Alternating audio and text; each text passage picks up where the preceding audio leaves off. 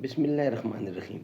ناظرین، وی log number 252 پہلی قسط ہے اور سب ہیڈنگ ہے جھنڈا اللہ کی تلواروں میں سے ایک تلوار کے ہاتھ میں۔ پیج ہے 530 ناظرین، مین ہیڈنگ ہے مارکا موتا۔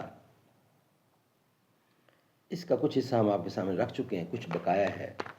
مارکا موتا ناظرین، اس کتاب کا ٹائٹل ہے الرحیق المختوم، یعنی سیرت النبی صلی اللہ علیہ وسلم پر دنیا بھر میں اول انعام یافتہ یہ کتاب ہے، جس سے ہم آپ کے سامنے رکھ رہے ہیں غزوہ موتا یعنی مارکا موتا۔ ناظرین، اس کتاب کے رائٹر ہیں مولانا صفی الرحمان مبارک پوری رحمۃ اللہ علیہ۔ انشاءاللہ یہ سیرت النبی کی کتاب ہے، پوری کی پوری ہم آپ کے سامنے پیش کرنے کی کوشش کریں گے الحمدللہ۔ نحمده ونصلي على رسوله الكريم بسم الله الرحمن الرحیم۔ تایا چنگاری فروغ جاوداں پیدا کرے، خاک مشرق پر چمک جائے مثال آفتاب۔ تابد خوشاں پھر وہی لعل گراں پیدا کرے، ہو صداقت کے لیے جس دل میں مرنے کی تڑپ، ہو صداقت کے لیے جس دل میں مرنے کی تڑپ، پہلے اپنے پہ کر خاکی میں جاں پیدا کرے۔ ناظرین، مارکا موتا کا سب ہیڈنگ ہے جھنڈا اللہ کی تلواروں میں سے ایک تلوار کے ہاتھ میں، یہ ہم آپ کے سامنے رکھ رہے ہیں۔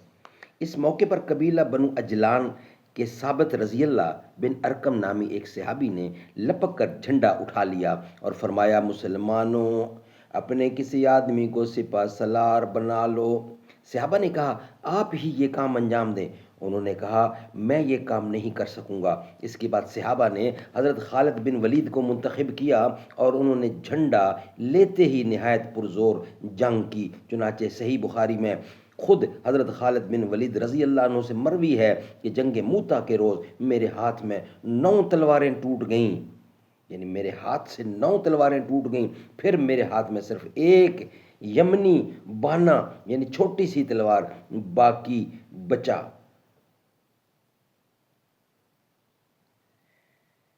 پھر میرے ہاتھ میں صرف ایک یمنی بانا یعنی چھوٹی سی تلوار باقی بچا۔ اور ایک دوسری روایت میں ان کا بیان اس طرح مروی ہے کہ میرے ہاتھ میں جنگ موتا کے روز 9 تلواریں ٹوٹ گئیں اور ایک یمنی بانا میرے ہاتھ میں چپک کر رہ گیا۔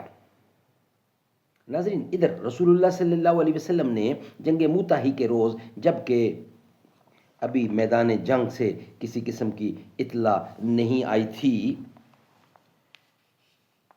وحی کی بنا پر فرمایا کہ جھنڈا زید رضی اللہ نے لے لیا۔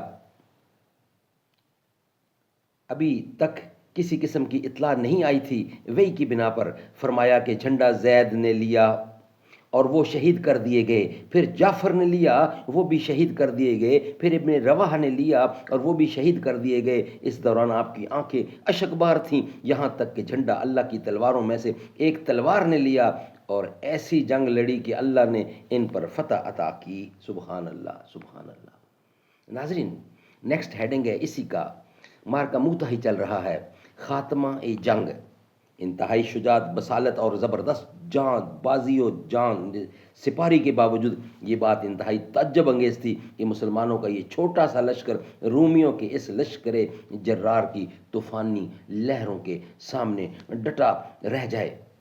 لہذا اس نازک مرحلے میں حضرت خالد بن ولید رضی اللہ نے مسلمانوں کو اس گرداب سے نکالنے کے لیے، جس میں وہ خود کود پڑے تھے، اپنی مہارت اور کمال ہنرمندی کا مظاہرہ کیا۔ روایات میں بڑا اختلاف ہے کہ اس مارکے کا آخری انجام کیا ہوا۔ تمام روایات پر نظر ڈالنے سے صورتحال یہ معلوم ہوتی ہے کہ جنگ کے پہلے روز حضرت خالد بن ولید دن بھر رومیوں کے مد مقابل ڈٹے رہے، لیکن وہ ایک ایسی جنگی چال کی ضرورت محسوس کر رہے تھے جس کے ذریعے رومیوں کو مرعوب کر کے اتنی کامیابی کے ساتھ مسلمانوں کو پیچھے ہٹا لیں کہ رومیوں کو تعقب کی ہمت نہ ہو، کیونکہ وہ جانتے تھے کہ اگر مسلمان بھاگ کھڑے ہوئے اور رومیوں نے تعقب شروع کیا تو مسلمانوں کو ان کے پنجے سے بچانا سخت مشکل ہوگا۔ چنانچہ جب دوسرے دن صبح ہوئی تو انہوں نے لشکر کی ہیبت اور وضع تبدیل کر دی، یعنی لشکر کی حیت اور وضع تبدیل کر دی اور اس کی ایک نئی ترتیب قائم کی۔ مقدمہ اگلی لائن کو، ساکہ پچھلی لائن کو اور ساکہ کو مقدمہ کی جگہ رکھ دیا، یعنی مقدمہ کو اگلی لائن، ساکہ کو پچھلی لائن اور ساکہ کو مقدمہ کی جگہ رکھ دیا، اور میمنہ کو میسرہ اور میسرہ کو میمنہ سے بدل دیا۔ یہ کیفیت دیکھ کر دشمن چونک گیا اور کہنے لگا کہ انہیں کمک پہنچ گئی ہے۔ غرض رومی ابتدا ہی میں مرعوب ہو گئے۔ ادھر جب دونوں لشکروں کا آمنا سامنا ہوا اور کچھ دیر تک جھڑپ ہو چکی تو حضرت خالد رضی اللہ نے اپنے لشکر کا نظام محفوظ رکھتے ہوئے مسلمانوں کو تھوڑا تھوڑا پیچھے ہٹانا شروع کیا، لیکن رومیوں نے اس خوف سے ان کا پیچھا نہ کیا کہ مسلمان دھوکہ دے رہے ہیں اور کوئی چال چل کر انہیں صحرا کی پہنائیوں میں پھینک دینا چاہتے ہیں۔ اس کا نتیجہ یہ ہوا کہ دشمن اپنے علاقے میں واپس چلا گیا اور مسلمانوں کو تعقب کی بات نہ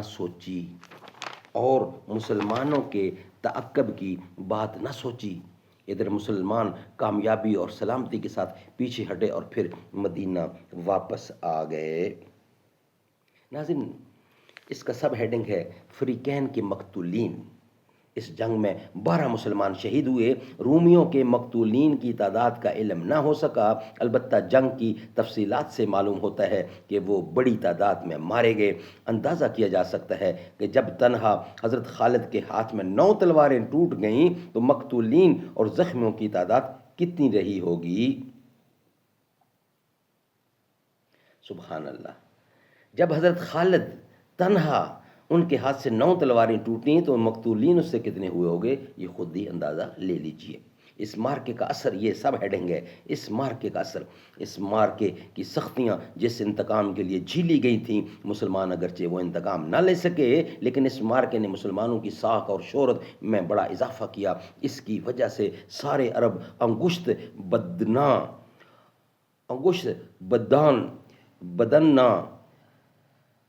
بدنداں رہ گئے، کیونکہ رومی اس وقت روئے زمین پر سب سے بڑی قوت تھے۔ عرب سمجھتے تھے کہ ان سے ٹکرانا خودکشی کے مترادف ہے، اس لیے 3000 کی ذرا جتنی نفری کا 2 لاکھ کے بھاری بھرکم لشکر سے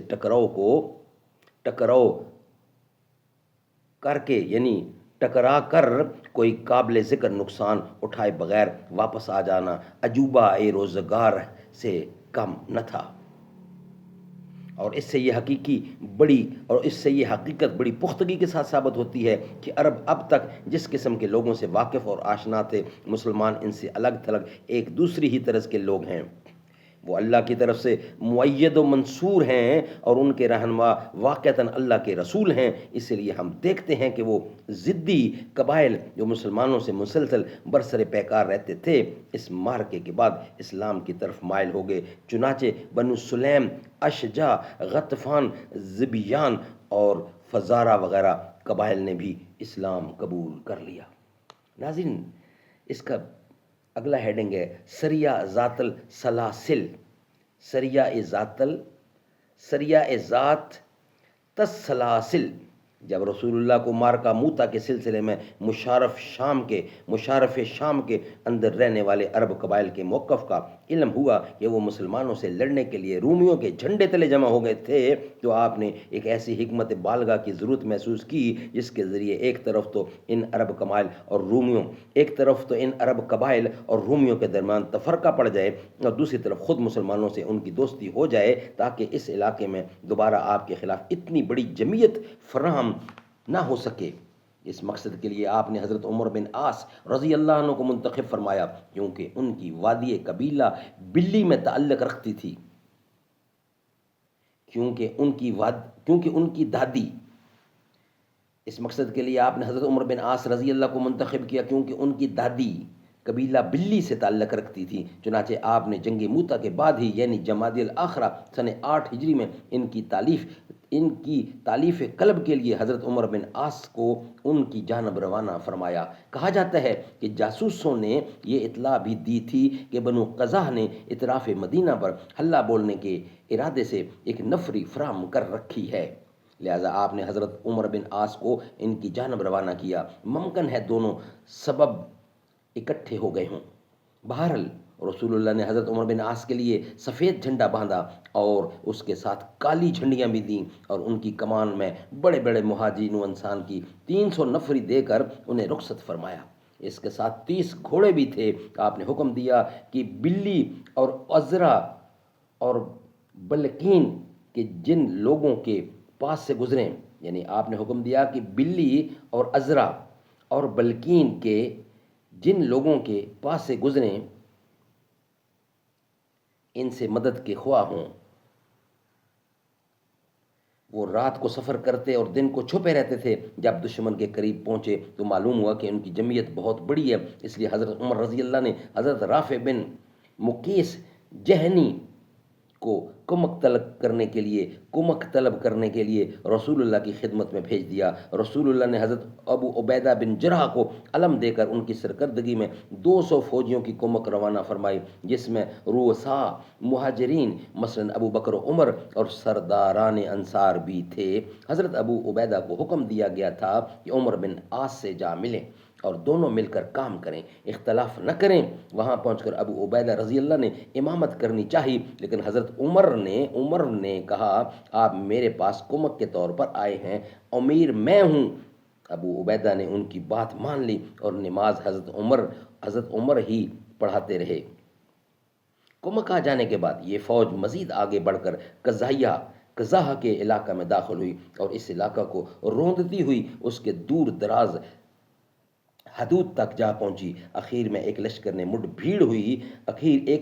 سے مڈ بھیڑ ہوئی، لیکن جب مسلمانوں نے اس پر حملہ کیا تو وہ ادھر ادھر بھاگ کر بکھر گیا۔ اس کے بعد عوف بن مالک اشجی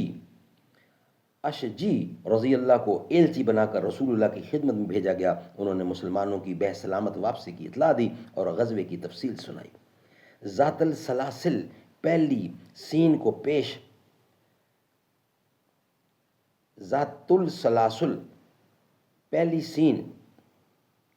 پیش اور زبر دونوں پڑھنا درست ہے۔ وادی قرا سے آگے ایک خطہ زمین کا نام ہے۔ اس زمین کا نام ہے۔ یہاں سے مدینے کا فاصلہ 10 دن ہے۔ ابن اسحاق کا بیان ہے کہ مسلمان قبیلہ جذام کی سرزمین میں واقع سلسل نامی ایک چشمے پر اترے تھے، اس لیے اس مہم کا نام ذات السلاسل پڑ گیا۔ ناظرین، اسی کی ایک آخری سرخی ہے سریہ خزرہ شعبان سن 8 ہجری۔ ناظرین، اس سریہ کا سبب یہ تھا کہ نجد کے اندر قبیلہ محارب کے علاقہ میں خزرہ نامی ایک مقام پر بنو غطفان لشکر جمع کر رہے تھے، لہٰذا ان کی سرکوبی کے لیے رسول اللہ نے ابو قتادہ کو 15 آدمیوں کی جمعیت دے کر روانہ کیا۔ انہوں نے دشمن کے متعدد آدمیوں کو قتل کیا اور قید کیا اور مال غنیمت بھی حاصل کر لیا۔ اس مہم میں وہ 15 دن مدینہ سے باہر رہے۔ ناظرین، یہ ویلاگ ہمارا یہاں ہی کمپلیٹ ہوتا ہے، یعنی کہ ہم نے معرکہ موتا جس کا ویلاگ نمبر تھا 251 یعنی پچھلے دن سے شروع تھا، یہ معرکہ موتا کمپلیٹ ہوا۔ تو آج کے لحاظ سے جس کا ہیڈنگ تھا جھنڈا اللہ کی تلواروں میں سے ایک تلوار کے ہاتھ ہے، جھنڈا اللہ کی تلواروں میں سے ایک تلوار کے ہاتھ میں، یعنی خالد بن ولید، 252 کی پہلی قسط یہ ہم آپ کے سامنے رکھ رہے تھے۔ یہ الحمدللہ پہلی قسط کمپلیٹ ہوئی ہے۔ نیکسٹ قسط ہوگی ہماری غزوہ فتح مکہ، وہ ہم آپ کے سامنے رکھیں گے۔ میرا جینا میرا مرنا الہی تیری خاطر ہو، میرا رکنا میرا چلنا الہی تیری خاطر ہو، مساجد میں مجالس میں تو ہی تو ہے میرے دل میں، مساجد میں مجالس میں تو ہی تو ہو میرے دل میں، تو ہی تو ہو میرے دل میں، میرا رونا میرا ہنسنا الہی تیری خاطر ہو، میرا جینا میرا مرنا الہی تیری خاطر ہو، میرا رکنا میرا چلنا الہی تیری خاطر ہو، مساجد میں مجالس میں تو ہی تو ہو میرے دل میں، میرا رونا میرا ہنسنا الہی تیری خاطر ہو۔